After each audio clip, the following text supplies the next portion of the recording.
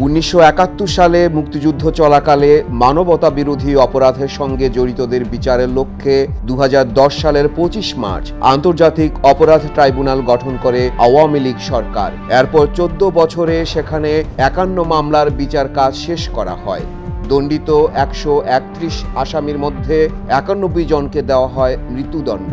ট্রাইব্যুনালের রায়ের পর আপিল প্রক্রিয়া শেষে 6 জনের মৃত্যুদণ্ড কার্যকর করা হয়। তাদের মধ্যে 5 জনই ছিলেন জামায়াতে ইসলামীর শীর্ষ নেতা, অন্যজন বিএনপির।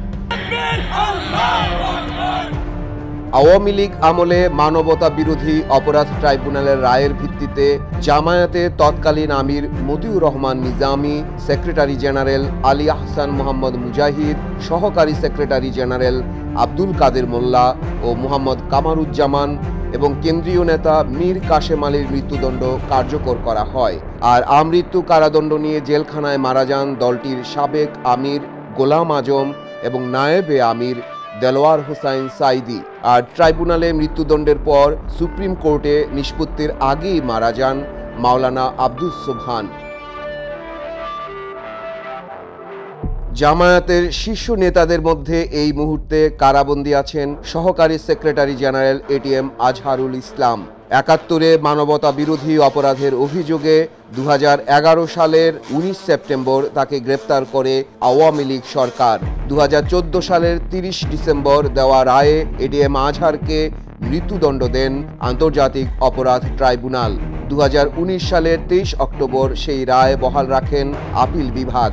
পরে এই রায়ের বিরুদ্ধে রিভিউ আবেদন করেন জামায়াত নেতা আজহারুল ইসলাম, যা এখনও নিষ্পত্তির অপেক্ষায় রয়েছে।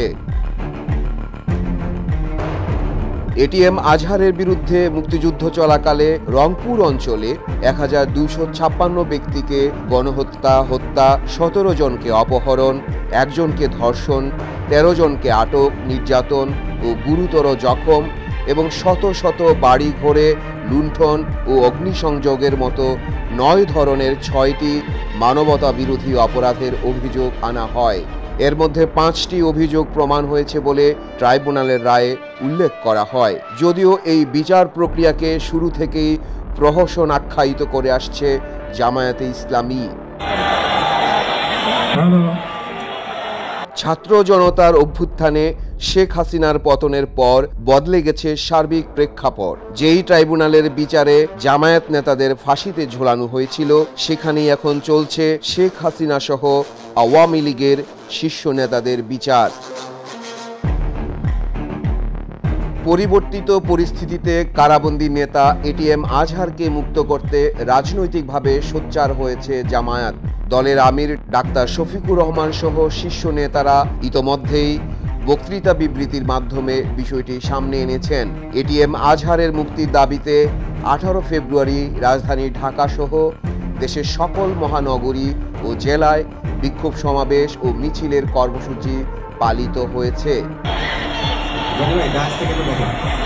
জামায়াত নেতারা বলছেন, ছাত্র জনতার অভ্যুত্থানে স্বৈরাচারী শেখ হাসিনা পালিয়ে যাওয়ার পর রাজনৈতিক মিথ্যা মামলায় ফ্যাসিস্ট সরকারের গ্রেপ্তারকৃত অনেক নেতাকর্মী মুক্তি লাভ করেন, কিন্তু অন্তর্বর্তী সরকার ক্ষমতা গ্রহণের 6 মাস পার হলেও এটিএম আজহারুল ইসলাম মুক্তি লাভ করেননি। দেশ স্বৈর শাসন মুক্ত হলেও জামায়াতে ইসলামী এখনও বৈষম্যের শিকার হচ্ছে। এদিকে 20 ফেব্রুয়ারি আপিল বিভাগে এটিএম আজহারের রিভিউ আবেদনের শুনানির দিন ধার্য রয়েছে।